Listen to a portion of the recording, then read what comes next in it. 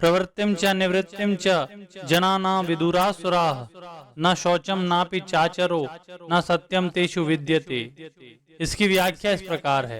आजकल के वातावरण में खान पान, शिक्षा आदि के प्रभाव से प्रायः मनुष्य प्रवृत्ति और निवृत्ति को, अर्थात किस में प्रवृत्त होना चाहिए और किस से निवृत्त होना चाहिए, इसको नहीं जानते और जानना चाहते भी नहीं। प्रवृत्ति और निवृत्ति कैसे जाना जाए, इसे गुरु के द्वारा, ग्रंथ के द्वारा, विचार के द्वारा जाना जा सकता है।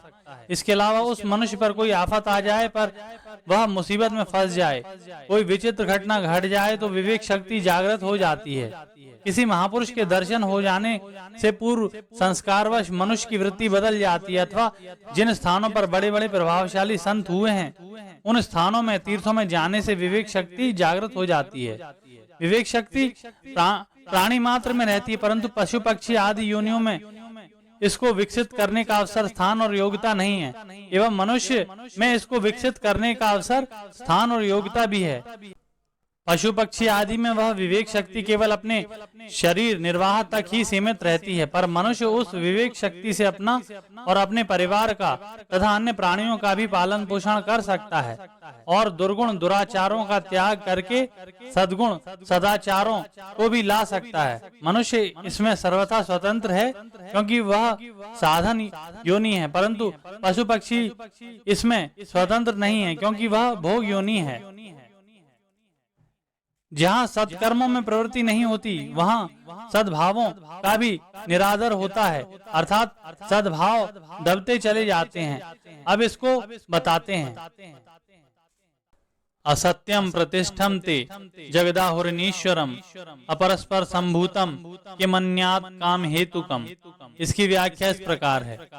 असुर स्वभाव वाले पुरुष कहा करते हैं कि यह जगत असत्य है, अर्थात इसमें कोई भी बात सत्य नहीं है। जितने भी यज्ञ, दान, तप, ध्यान, स्वाध्याय, तीर्थ, व्रत आदि शुभ कर्म किए जाते हैं, उनको वे सत्य नहीं मानते, उनको तो वे एक बहकावा मानते हैं।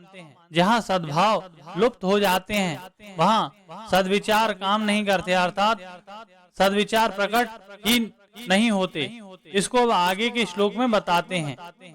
एताम दृष्टिमवष्टभ्य नष्टात्मनो अल्पबुद्धयः प्रभावन्ति उग्र कर्मणः क्षयाय जगतो हिताः। इसकी व्याख्या इस प्रकार है। एताम दृष्टिमवष्टभ्य, ऐसी नास्तिक दृष्टि का आश्रय लेकर वे चलते हैं कि ना कोई कर्तव्य अकर्तव्य है, ना शौचाचार सदाचार है, ना ईश्वर है, ना प्रारब्ध है, ना पाप पुण्य है, ना परलोक है, ना किया हुए कर्मों का कोई दंड विधान है। इस बात को भी मानते ही नहीं कि आत्मा कोई चेतन तत्व है, आत्मा की कोई सत्ता है। वे तो इस बात को मानते हैं कि जैसे कत्था और चूना मिलाने से एक लाली पैदा हो जाती है, ऐसे ही भौतिक तत्वों के मिलने से एक चेतनता पैदा हो जाती है। वह चेतन कोई अलग चीज है, यह बात नहीं है। उनकी दृष्टि में जड़ ही मुख्य होता है, इसलिए वे चेतन तत्व से बिल्कुल ही विमुख रहते हैं। चेतन तत्व से विमुख होने से उनका पतन हो चुका होता है।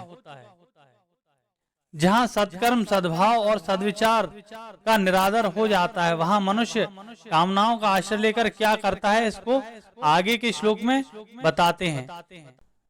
काममाश्रित्य दुष्पूरम दम्भ मान मदान्विताः मोहाद गृहीत्वा सद ग्रहान प्रवर्तन्ते शुचिव्रताः। इसकी व्याख्या इस प्रकार है।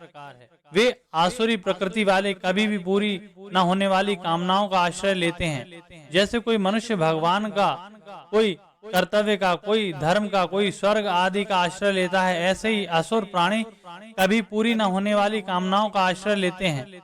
उनके मन में यह बात अच्छी तरह से जची हुई रहती है कि कामना के बिना आदमी पत्थर जैसा हो जाता है। कामना के आश्रय के बिना आदमी की उन्नति हो ही नहीं सकती। इस प्रकार कामना के आश्रित रहने वाले भगवान को, परलोक को, प्रारब्ध आदि को नहीं मानते।